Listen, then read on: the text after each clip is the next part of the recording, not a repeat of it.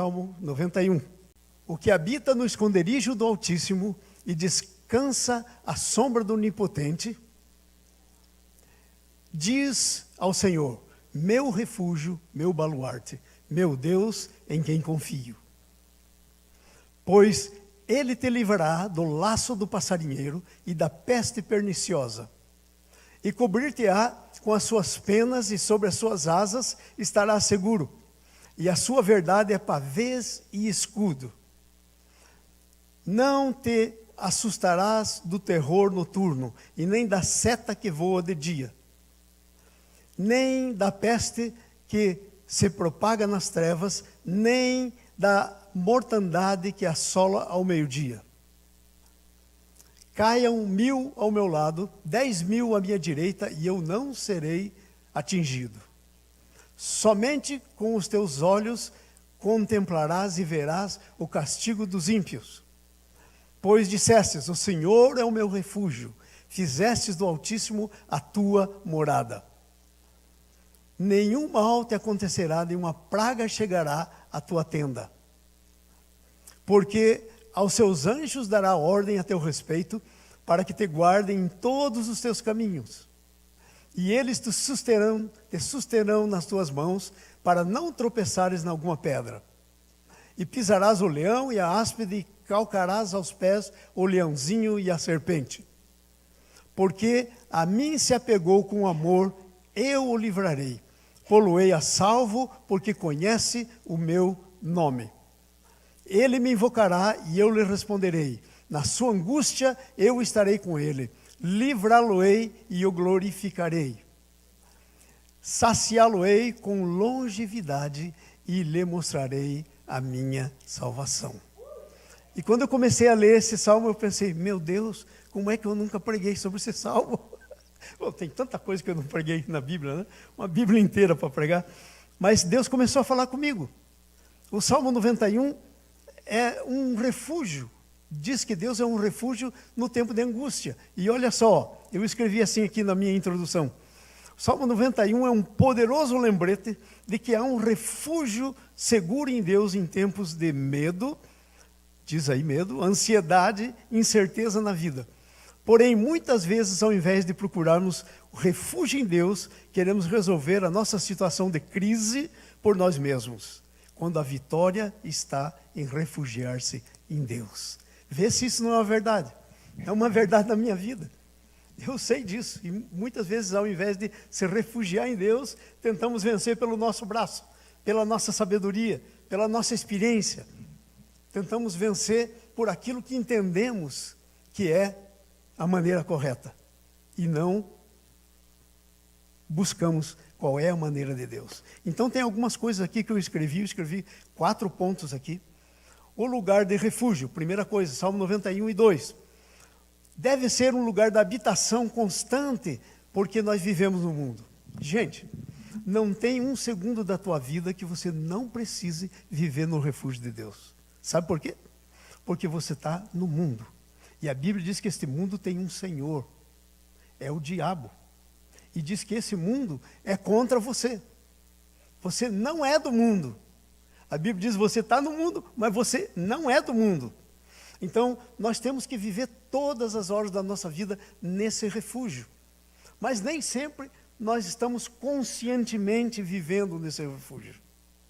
Deus, ele não perde a consciência de quem eu sou, de quem você é. Mas nós perdemos muitas vezes, por algum tempo, a consciência de quem Deus é. E cada vez que nós fazemos isso, nós temos a tendência de começar a andar por nós mesmos. E então, esse refúgio é um lugar de habitação. E ele começa com uma escolha de estar constantemente na presença do Senhor. É uma escolha. Agora, se nós estamos distraídos, como é que nós vamos fazer a escolha? Você não está nem pensando. Como é que você vai fazer a escolha? Então, por isso é que a nossa mente, ela tem que estar focada em Deus.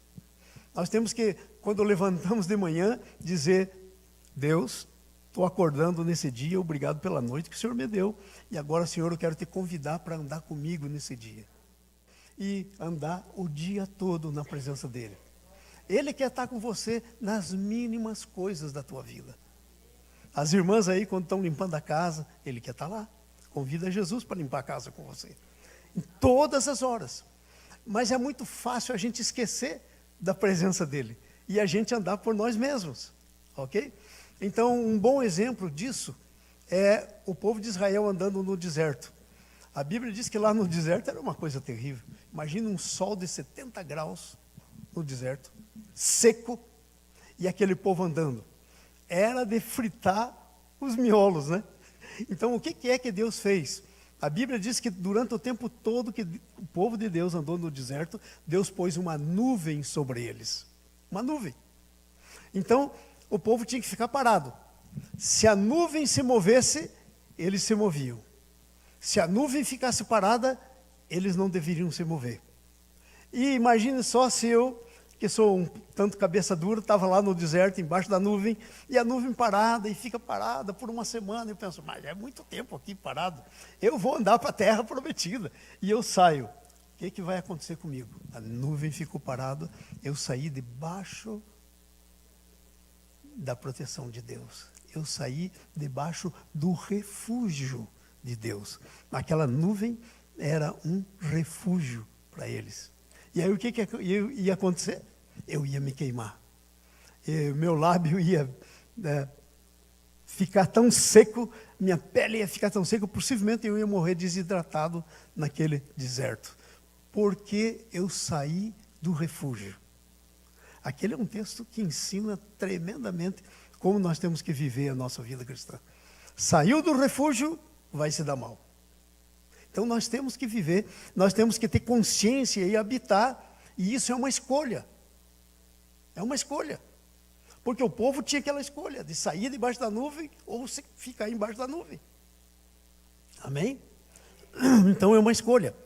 A outra coisa que eu escrevi aqui, que é habitar deve ser um relacionamento constante e intencional com Deus. Não apenas uma visita de vez em quando da presença de Deus.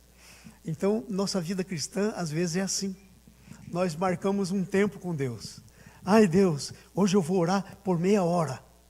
Aí você vai lá e ora, e aí você sai, e aí você deixa Deus lá. Tem um exemplo muito bom na Bíblia disso. Jesus vai na casa de duas irmãs, Marta e Maria. E ele está lá na casa, e a Maria diz, eu não vou perder essa chance. E ela vai e fica aos pés de Jesus, aprendendo de Jesus, ouvindo a Jesus. Mas tinha muita coisa para fazer na casa. Sempre tem, não é, mulheres? Sempre tem muita coisa. Então lá estava a Marta, fazendo coisa, e fazendo coisa, fazendo coisa. De repente ela olha, mas essa minha irmã não tem senso do ridículo, né? Está me deixando trabalhar sozinha aqui. E ela vai falar com Jesus. Ô Jesus, toma uma iniciativa aí.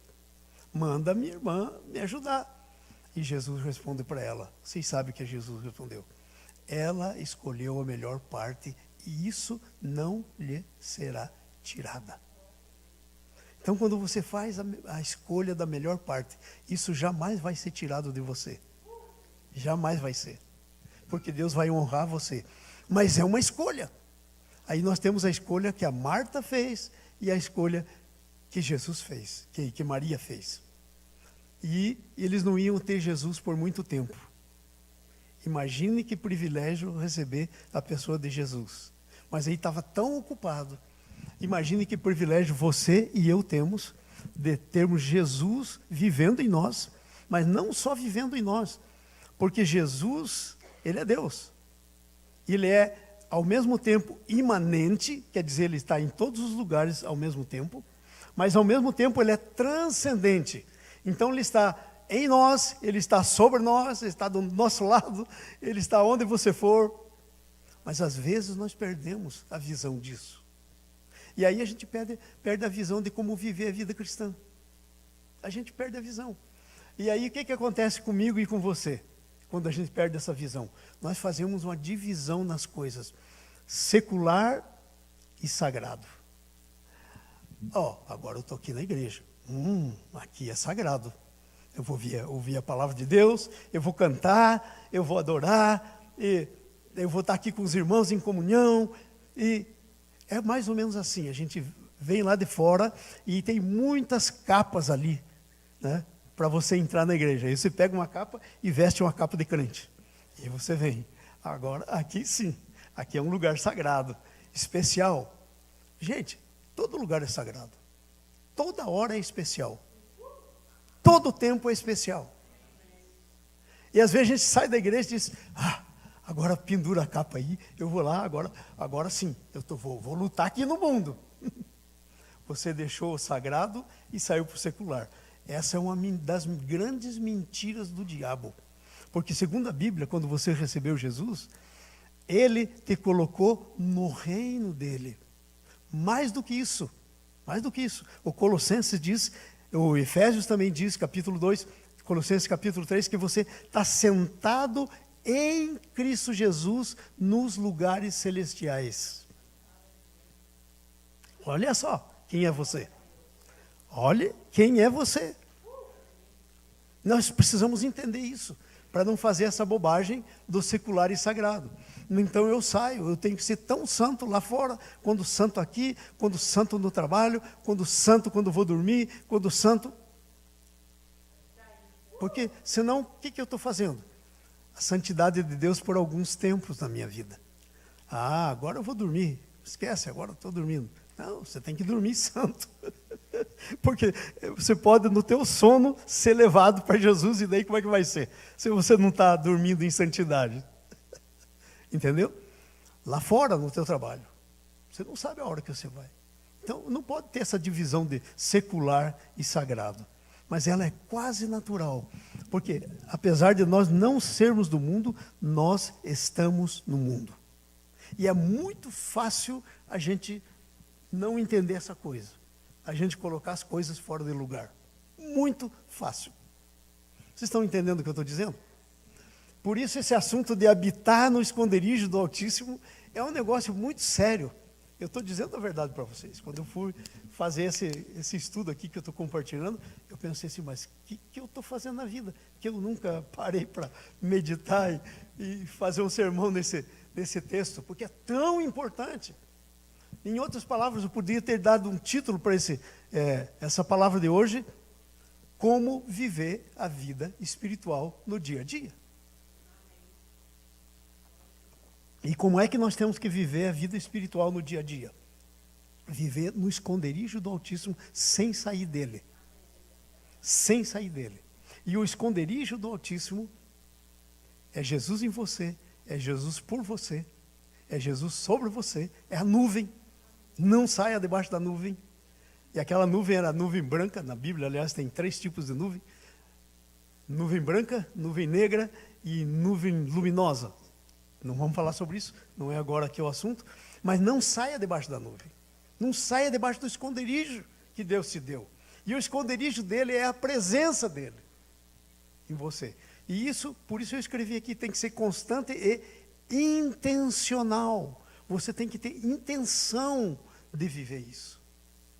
Não é casualidade, não existe cristão vivendo a vida cristã por casualidade. Ok? Não existe. Não existe isso. Ok? Eu anotei mais uma coisa aqui. Isso significa que nós devemos cultivar um relacionamento íntimo e constante com Deus. Pela oração, estudo da palavra, dependência da orientação de Deus. Dependência da orientação de Deus. Faz uns 50 anos que sou pastor. Então, vocês imaginem quantos pastores eu conheço, sem julgar ninguém, ok? Mas tem gente que estuda a palavra de Deus para pregar. Eu, uma vez, logo que eu tinha me convertido, estava bem novinho convertido, um pastor disse uma coisa que eu ouvi e nunca mais esqueci, entrou no meu coração. Ele disse assim, eu estudo a palavra de Deus para mim, como se tudo dependesse de mim. E aí, quando eu vou pregar como se tudo dependesse de Deus. Aquilo foi como uma seta no meu coração e se tornou minha orientação de vida para mim como pregador.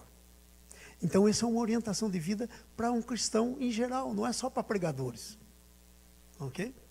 Não é só para pregadores. Então, Deus tem que ser, nós temos que habitar no esconderijo sempre. E nós temos que cultivar essa habitação. Cultivar essa habitação. Cultivar a comunhão com Deus. Enquanto Israel parava, eles montavam o tabernáculo lá. E aí o Moisés, a tenda da congregação, e o Moisés entrava na tenda da congregação. A tenda da congregação era retirada do arraial, onde estava o povo com as tendas deles. E aí o Moisés então saía do meio do povo e ele ia lá. E a presença de Deus vinha naquela tenda. Sabe o que isso quer dizer? Que nós temos que ter tempos como Jesus teve com o seu Deus e Pai. Ele deixava tudo, subia no monte. E ficava lá, orando. Agora, imagina, se Jesus necessitava disso, você imagina eu, imagina você. Se Jesus necessitava sair um pouco e ter um tempo específico, nós precisamos disso. Nós precisamos disso. Um tempo específico para ler a Bíblia. Às vezes a gente está tão na correria. Eu vou fazer essa pergunta, mas você não precisa responder. Não é para você responder, é para você pensar. Quantas vezes você lê a Bíblia no teu dia? Quanto tempo você lê? Se você lê. No dia. Agora, a palavra é o alimento. Imagine se você deixa de comer. Você vai ter um problema chamado anorexia. É anorexia. É. Você vai emagrecer, vai ficar tão magrinho que você perde a vontade de comer e vai ficar um palito. Nas coisas de Deus é exatamente a mesma coisa. Tem crente palito, anoréxico da palavra de Deus. Entende? Na oração é alimento. Tem até um canto que diz: a oração é o alimento. Oração é alimento. Porque oração é a tua conversa com Deus. E é de Deus que vem para dentro do teu coração o que você precisa. Então a oração. Como é que, eu estou falando para você, como é que você continua habitando no esconderijo do Altíssimo? O que você tem que fazer para continuar? Oração. Palavra. Depender da orientação de Deus. Há muitos versículos da Bíblia que a gente passa assim por cima e não para pensar. Tem um versículo lá em João, capítulo 5, versículo 19. Diz assim: Jesus respondeu: eu, o filho de si mesmo, nada pode fazer. O filho só faz aquilo que vê o pai fazendo. Exemplo de uma vez que Jesus pôs isso em prática. Ele chega, vai num casamento, foi convidado, era conhecido do pessoal, lá vai ele com os 12. E aí ele chega naquele casamento, bodas de Caná, eu estou falando, João 2. Aí ele chega no casamento e uma tragédia acontece. Acaba o vinho. E sabe, pão e vinho era o alimento. Era como se acabasse a comida na festa. Sem que o povo todo tivesse comido. Acabou a comida. E aí então a mãe dele, que devia ser amiga da família, vê aquela situação e vem para Jesus e diz assim: leia o texto. Eles não têm mais vinho. E aí a primeira vez que eu li esse texto, era um crente bem novinho, quando eu li esse texto, eu pensei assim, e Jesus responde para ela: mulher, que tenho eu contigo? Ainda não é chegada a minha hora. Eu li o texto e pensei, mas credo, eu nunca pensei que Jesus podia ser tão rude com a mãe dele. Jesus rude com a mãe dele. Mas não foi rude. Sabe o que ele estava dizendo? Não adianta você querer me pôr para fazer alguma coisa antes da minha hora. Antes que o pai mande eu fazer. Porque eu só faço o que vejo o pai fazendo. Então quando Maria veio falar com Jesus, ele dá uma olhadinha para o pai. Está fazendo vinho? Não. Então, não posso fazer vinho. Aí Maria sai e diz para os serventes: vão lá, façam tudo o que ele disser. Aí os serventes vêm a Jesus e dizem: o que o senhor quer que a gente faça? Aí Jesus olha: opa, o pai começou a se mover. E o que é que o pai começou a se mover? A Bíblia diz que tinha uns 5 negócios de pedra assim para pôr água para as purificações. Então Jesus viu o pai usando aquele negócio, pondo água limpa naquilo, porque aquela água estava suja, limpa esse negócio, põe água, e Jesus disse para eles: ei, vão lá, enchem de água aquelas talhas que estão lá. Então eles vão lá, enchem de água, e Jesus continua vendo o que o pai está fazendo. Essa é como deveria ser a minha vida cristã, a tua vida cristã. Só fazer o que você vê o Pai fazendo. Aí Jesus continuou olhando e vê o Pai pegando lá, mandando os meninos pegar água e levar para o mestre-sala. Aí Jesus diz, ei, toma dessa água aí, leva para o mestre-sala. E aí então eles pegam a água. E na medida que eles vão levando e que eles entregam na mão, nós não sabemos quando o milagre aconteceu, mas foi nesse caminho aí, a água se transformou em vinho. E o mestre-sala bebe e disse assim para o noivo, ei, vem cá, você fez as coisas erradas. Por que você me contratou para ser mestre-sala aqui? Você tinha que ter me dado esse vinho aqui para o pessoal beber primeiro, porque primeiro a gente dá o bom vinho, porque ainda está sentindo o gosto do vinho. Agora que já beberam, aí você dá o melhor vinho. Jesus fazendo o que vê o Pai fazendo. E você acha sem conta lugares aí mostrando isso para você. É só prestar atenção. Amém? Então é isso que eu e você temos que fazer. Amém? Andando aqui um pouquinho para frente. Há uma promessa de proteção. Mas sabe quando é que essa promessa de proteção acontece? Quando ela entra em ação, quando ela é real para você, quando você está no esconderijo.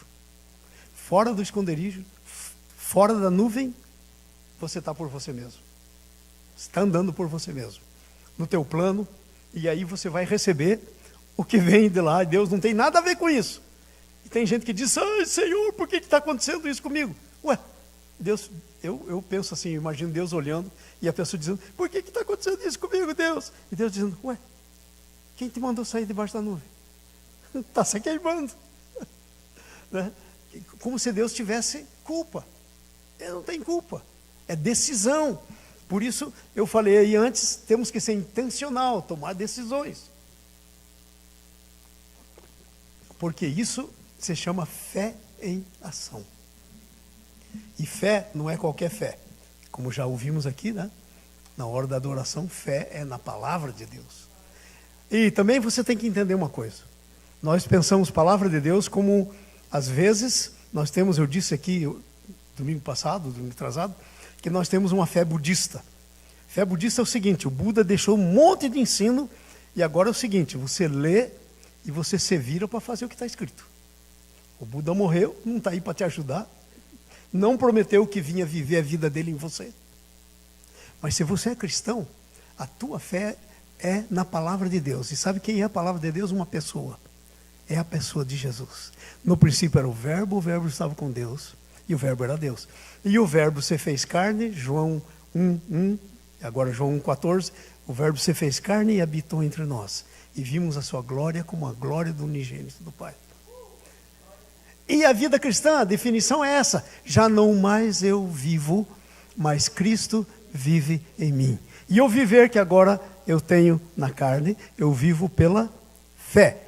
Não em qualquer coisa, no Filho de Deus que me amou e a si mesmo se entregou por mim. Essa é a vida cristã. Entenderam? Então, a promessa da proteção. Você tem essa promessa se você ficar no esconderijo. Se você sair do esconderijo, não tem promessa para você. E tem mais. O cuidado de Deus enquanto você está debaixo do esconderijo do Altíssimo, enquanto você está no esconderijo do Altíssimo, e o esconderijo do Altíssimo é Jesus. Você tem que estar em Cristo. Ok? Enquanto você está em Cristo, a promessa não falha. Ai, mas Deus falou comigo que ia fazer isso. Muitas das promessas de Deus, igual a promessa para Abraão. Abraão, eu estou citando aqui exemplos para você saber que eu estou entendendo o que eu estou dizendo. Igual a promessa de Deus para Abraão. Você vai ter um filho. Era uma promessa. E nós temos até um ditadozinho entre nós, promessa é dúvida. Então, Deus disse, você vai ter um filho. E Abraão teve o filho. Ok? Mas aquele filho tinha uma promessa para ele. Ia ser pai de uma multidão de nações. Multidão de pessoas. Mas eles moravam num lugar terrível. Tinha muito leão da montanha, tinha naja, tinha todo que é tipo de perigo. Não tinha saúde pública, todo que é tipo de doença que você imaginar. Então o menino podia morrer e bye bye a promessa. Então, estava lá o Abraão com a sua promessa, era o filho. Aí Deus chega para ele e diz assim: ei, pega aí a tua promessa, vai lá naquele monte que eu vou te mostrar, mata a tua promessa para mim.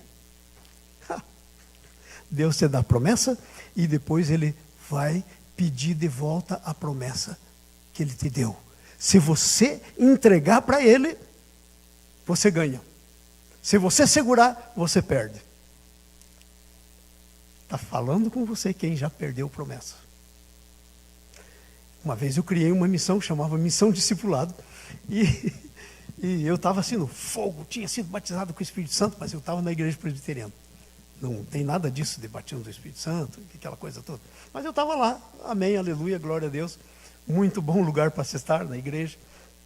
E aí, Deus falou comigo, eu quero que o teu tio, um tio meu, seja o presidente, o novo presidente da missão. Eu tinha criado uma missão, criado essa missão.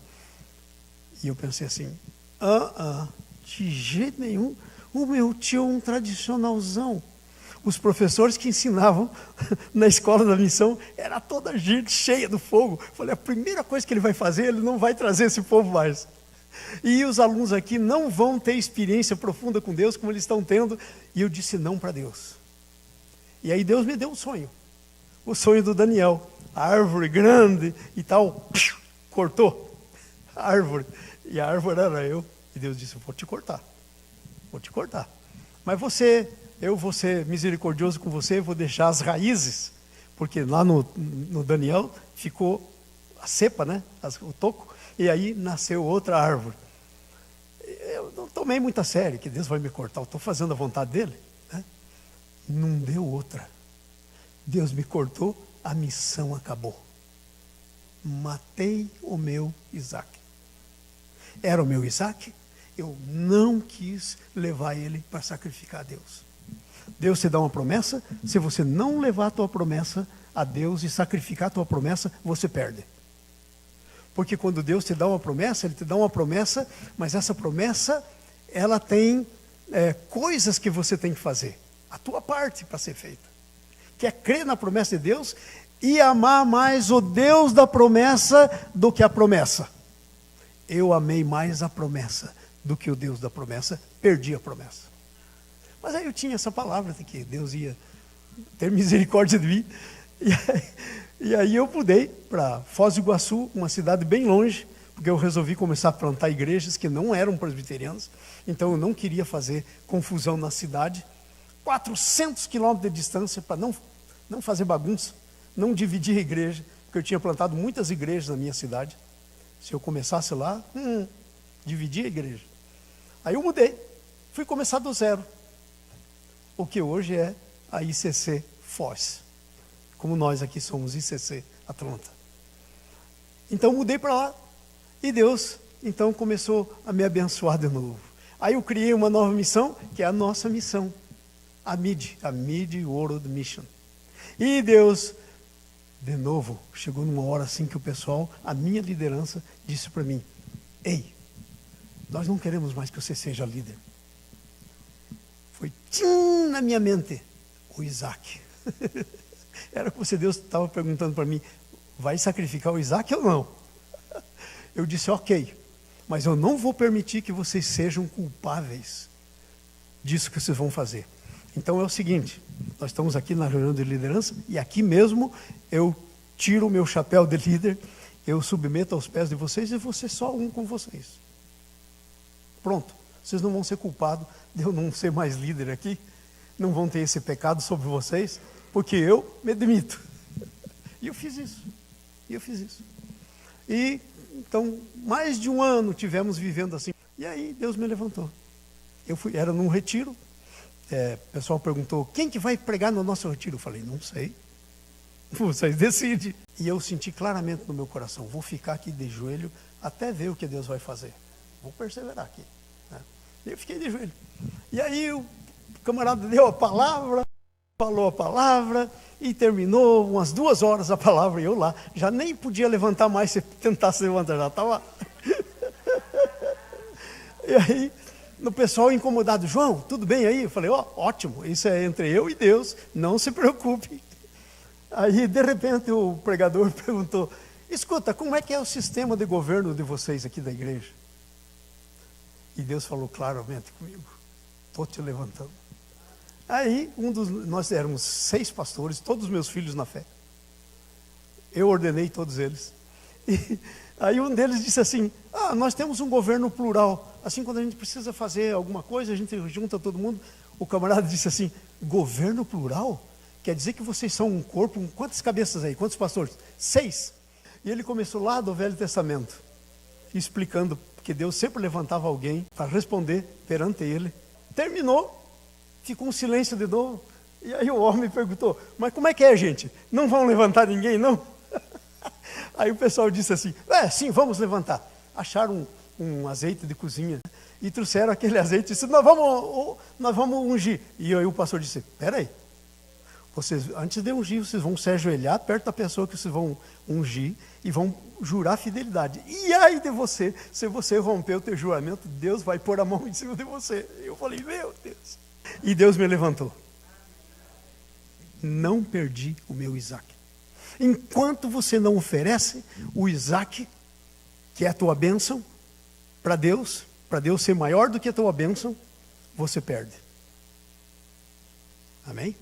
E às vezes não volta mais. Eu estou contando de uma que voltou, mas eu tenho várias que nunca mais voltou. Eu perdi para sempre.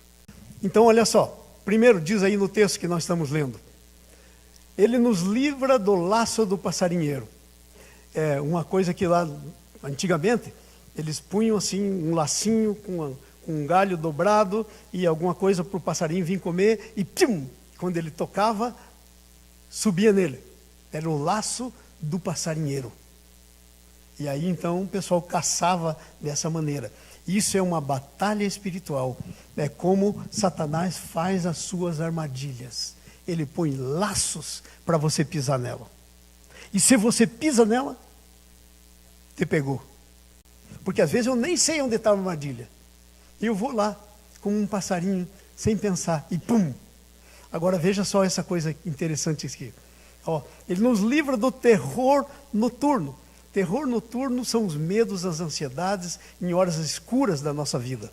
Quem de vocês já não passou por hora escura da tua vida?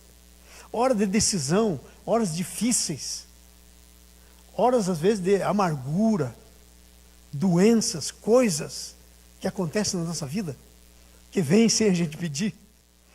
E essa é a hora que a gente toma as piores decisões.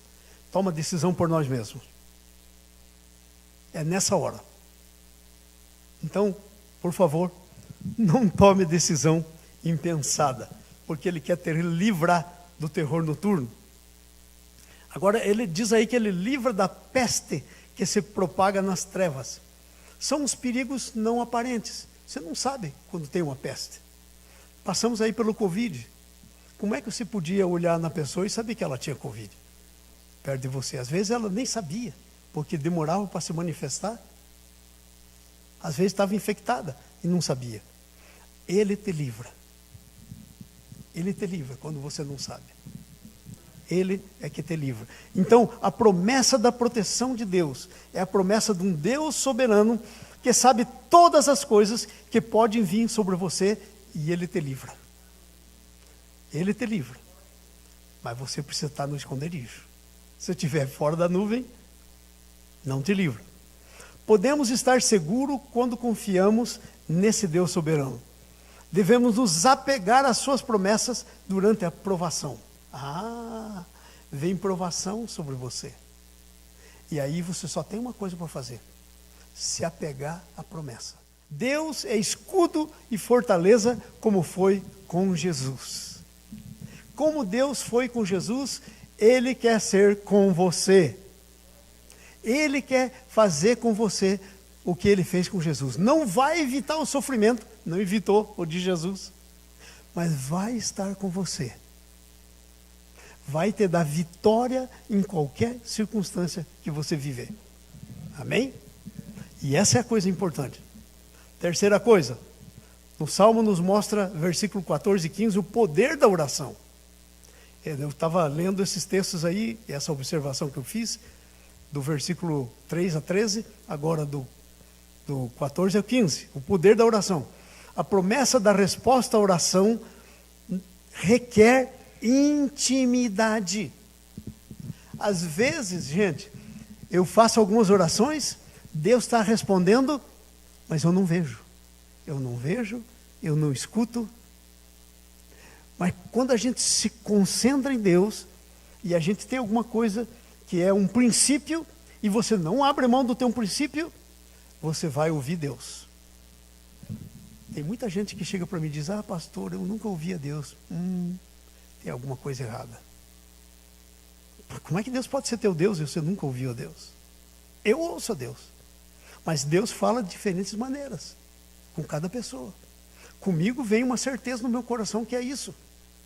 Por exemplo, eu não vi nenhuma voz audível, 4 da madrugada. Não, de repente veio no meu coração, 4 da madrugada. Eu falei, 4 da madrugada? Não podia ser antes, às 10 por aí. Entenderam? Então, às vezes, a gente não está com o nosso ouvido em sintonia para ouvir. Não está esperando ouvir.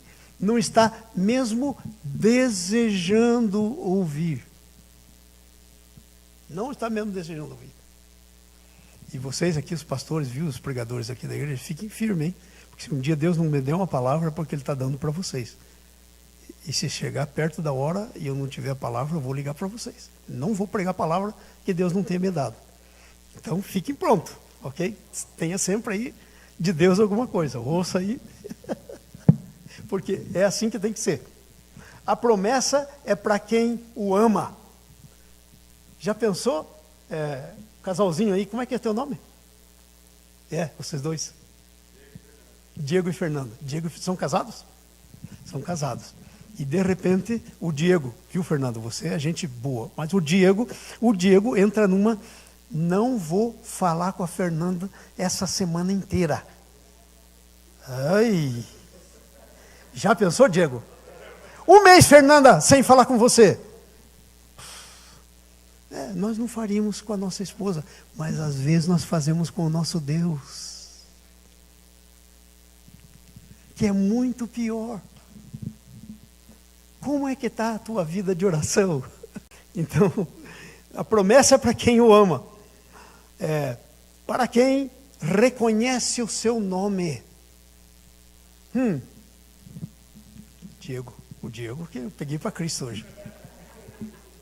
Eu casei com a Fernanda, mas é só um exemplo, não é verdadeiro. Está amarrado, em nome de Jesus. Casei com a Fernanda, mas eu não estou bem certo desse casamento. Come on, Diego, você já casou. A hora de estar certo ou não era antes, agora já, foi. Agora você tem que ter certeza, você casou e não tem volta. Entende? Mas a gente faz isso com Deus, que é pior. A gente não reconhece a Deus na nossa vida. Não reconhece a Deus na nossa vida. E isso é terrível. Ok? A promessa libera o poder da sua proteção. Deus é poderoso ainda quando você não o reconhece. Ele continua sendo poderoso. Mas quando você não o reconhece, você não recebe. Porque reconhecer o Senhor é se posicionar perante Ele para receber. Vocês sabiam que na morte de Jesus, olha que coisa interessante. Vocês sabiam que na morte de Jesus, quando Jesus abriu os braços na cruz e disse aquela palavra em grego, tetelestai, que quer dizer está consumado. Quando ele abriu os braços e disse está consumado, ele comprou para você ele fez toda a provisão durante toda a sua vida de tudo que você precisar. Por isso o nome dele é provedor. Ele fez. Mas será que a gente se posiciona para receber a provisão? Então a provisão está lá, gente. Mas a gente não se posiciona para receber a provisão. E a gente fica com todo tipo de necessidade, todas as áreas. Ok? Ok. Nós devemos então ter essa vida ativa com Deus. O último ponto, que é o versículo 16 do texto. O versículo 16 do texto fala da certeza da salvação. Tem muita gente assim que diz, mas como eu vou ter certeza da salvação? Irmãos, tem dois jeitos de você pensar na certeza da salvação. Você pode pensar na certeza da salvação baseado em você, o que você é, o que você está fazendo. E você pode pensar a certeza da salvação baseado num Salvador. Se é baseado no Salvador a tua certeza da salvação, ela é segura.